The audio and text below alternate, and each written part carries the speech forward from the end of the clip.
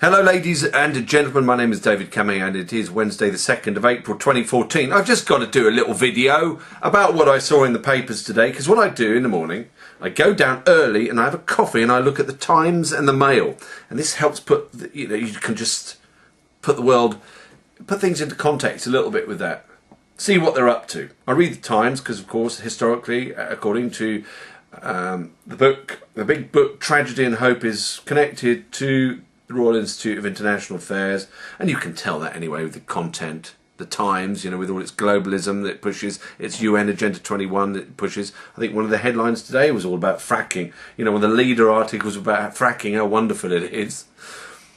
I'll talk about fracking in a second. Anyway, so I was looking in the Times, and you see, but I think this one, actually, there was an article on this, but I can't find it, so I've got it on here. Right here. And I found it in the Daily Mail, but it's also mentioned in the Times.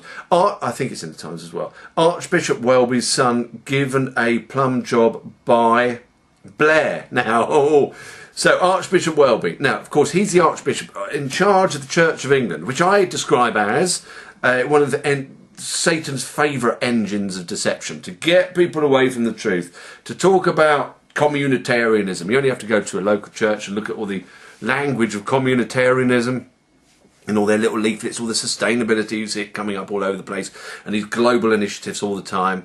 And yeah, Archbishop Welby, well, not surprisingly, is Archbishop. He's an ex-all man, isn't he?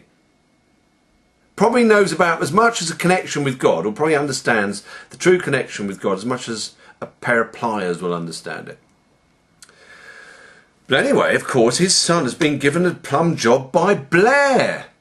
There's a picture here in the newspaper if you want to go and type this in. Archbishop Welby's son given plum job by Blair. And you see a nice picture of Archbishop Welby's son there.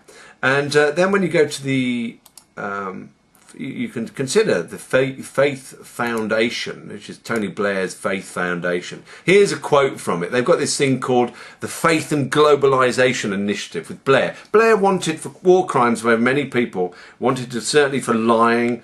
I think it's pretty unequivocal evidence, isn't it, that he's a liar, and he brought a load of people, he's involved with the destruction of Iraq, and pretends to have faith. Faith in what? I don't know. So maybe he's not pretending, but he pretends to have faith in the God that you and I would like to be connected with, of course. But anyway, here is the Faith and Globalization Initiative. This is part of the Faith Foundation, Tony Blair's one. Tony Blair associated with faith, my goodness me. Anyway, this one is here, the Faith and Globalization Initiative. It's a global network, of course. Got to have the networks, got to have the globalism, got to have the centralization, because that's what you get with it. Just like a spider's web. There's a spider up there, actually, and sometimes he runs out and gets a fly, because he's got his web.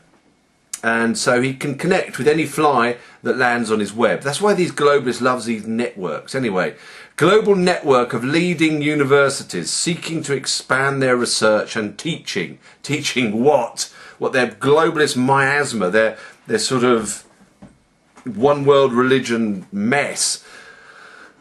Teaching in the field of religion and globalization. Now, true religion cannot go hand in hand with globalization. No, I'm not going to refer to any religion from that. Well, I could easily refer to the Bible for that, because, of course, sovereign rulership from the heavens by Christ is of the nations. That's what the whole Bible points us towards. The kingdom of God, which is the sovereign rulership of the nations on this world, by God. It's God's government, basically, by Christ, over the world, and with Christ up in the heavens. It happens after the Epiphania, the last 490 years. It's talked about throughout the entire Bible. In fact, it's the theme, really, the main theme of the Bible, which is the kingdom of God, which is not heaven floating around on a cloud. It's this world with independent nations and people having a relationship with God through Christ, actually.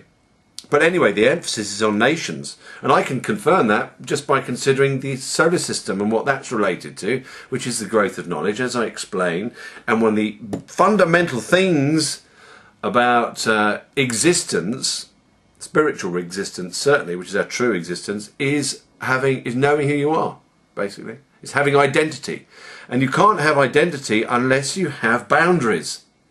because there's no me or you unless we are different people in different bodies. If we're merged into some blob, we don't exist.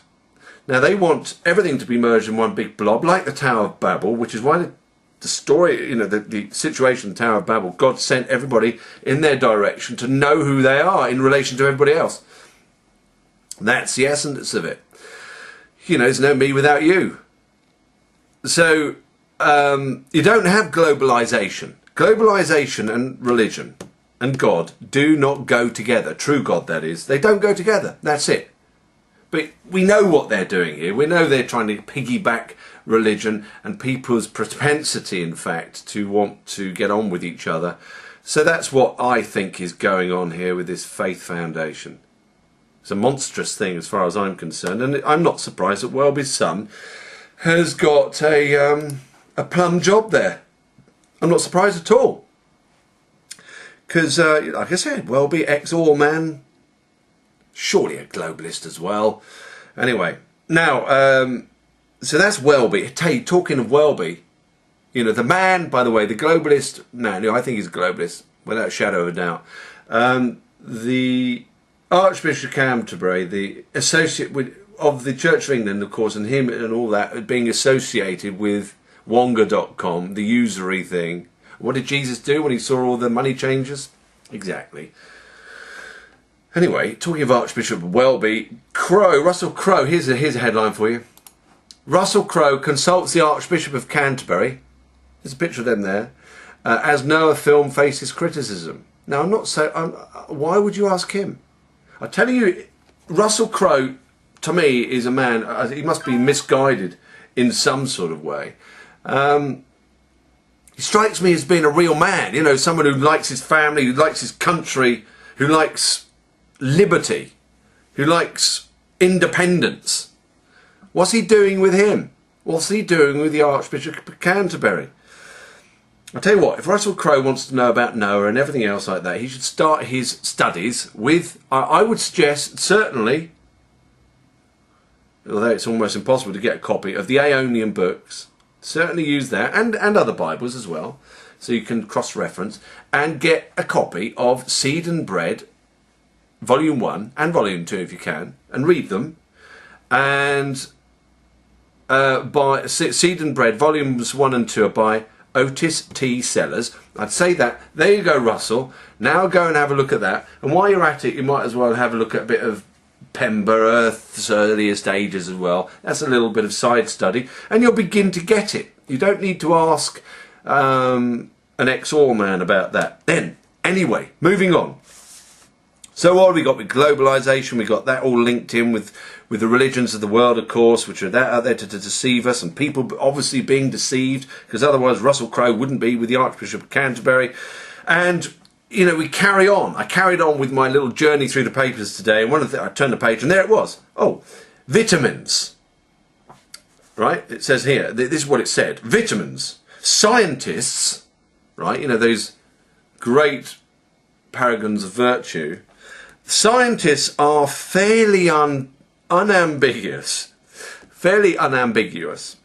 For almost everybody. For almost everybody in the West. Almost all supplements are pointless. So basically it's saying scientists are fairly unambiguous, that for almost everybody in the West, almost all supplements are pointless. That's what it said in this Times. And don't forget, if it's a globalist affiliated paper, which I think it is, it's going to be very interested in banks, the big international banks, big pharma, big corporations, and making people weak and dependent. And so it doesn't want people to have supplements, good supplements.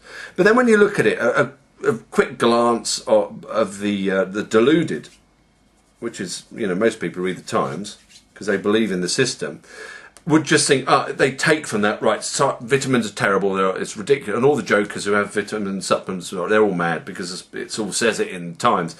But when you read this, it goes like this: they are fairly unambiguous. For almost everybody in the West, almost all supplements are pointless. So they're really, within that statement that seems so bold at first, you've got this, a lot of room for it not to be true. And the thing is, supplements, our food is so empty of nutrition that you've got to have supplements. But the problem is, you've got to be very, very, very, very, very careful where you get your supplements from. You do not get them from the big organisations. You do not get them from big producers and so on. Or if you do, you've got to be very careful about where you get them, because so much of it is synthetic. So much of it is from GMO, right? So you've got to be very, very careful. Now, I get my supplements from somebody who actually does his best to get the best stuff. And that is from ancientpurity.com. Now, the staff there and are unbelievably helpful. And also the Clive de Carl, who I think runs the whole thing, who has, look him up, because Clive de Carl, de is a separate word from Carl, and it's C-A-R-L-E, I think, and he does the Health Revolution on UK column. So you go to the UK column on YouTube and you put Health Revolution and you see what Clive de Carl says about supplementation. Enormously helpful anyway if you speak to him. And what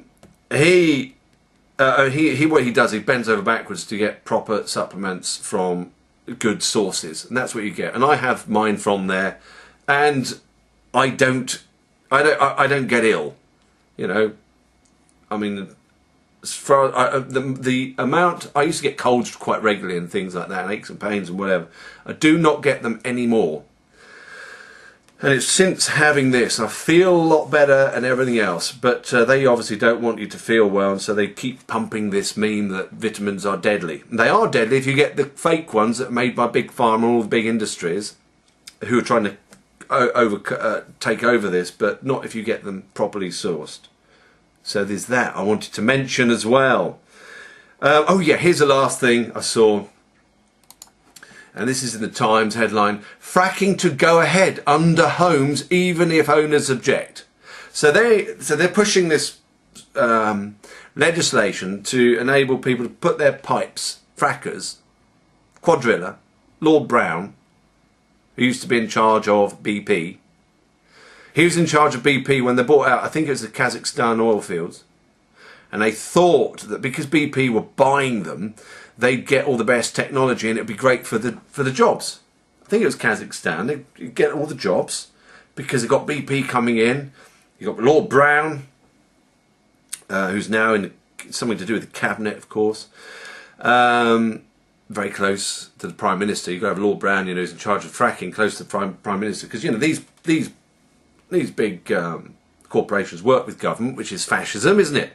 Anyway, so Lord Brown in Kazakhstan, he's in charge of BP at the time, and I think it was Kazakhstan, went in there. Everyone was excited because they thought they'd get all the big technology of BP, improve the economy. But what he did was shut them all down, shut down the oil fields, shut down production, or at least closed it down. Why? In order to make oil more scarce, of course, so you can keep the prices up. Well, at least that's a conclusion I think that anyone with a reasonable understanding of these people would come to. Anyway, he's in charge of Quadrilla, and like I said, he's associated with, you know, the cabinet and so on. And here and now, he's in charge of Quadrilla. Does the fracking. They like to drill. They like to just drill everywhere and put poisons in the under the ground, and which there has been so many cases now. Sometimes it causes earthquakes, of course, messing about like this, and sometimes it poisons the water and everything else. But they need to do this. They need to poison these things under the fake idea that we've got to get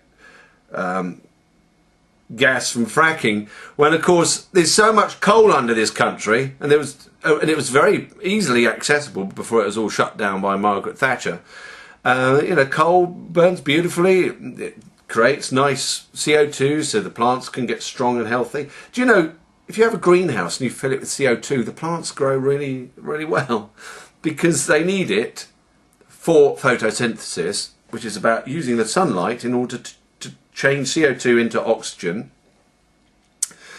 which we breathe as well, and also for the plants to grow because they need the carbons in the structure.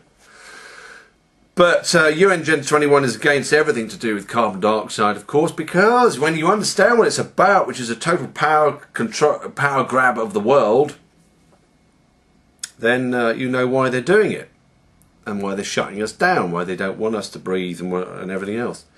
When you get to understand what these people are about. But anyway, fracking to go ahead under homes even if owners object. They're really pushing this so that people don't own their land anymore, and so that people like Quadrilla can stick their pipes under your house and squirt their deadly poisonous chemicals that are completely unnecessary to do this very unnecessary process of fracking, which people don't want. But when you go and protest against it, they get all the thugs in, from the police, so-called.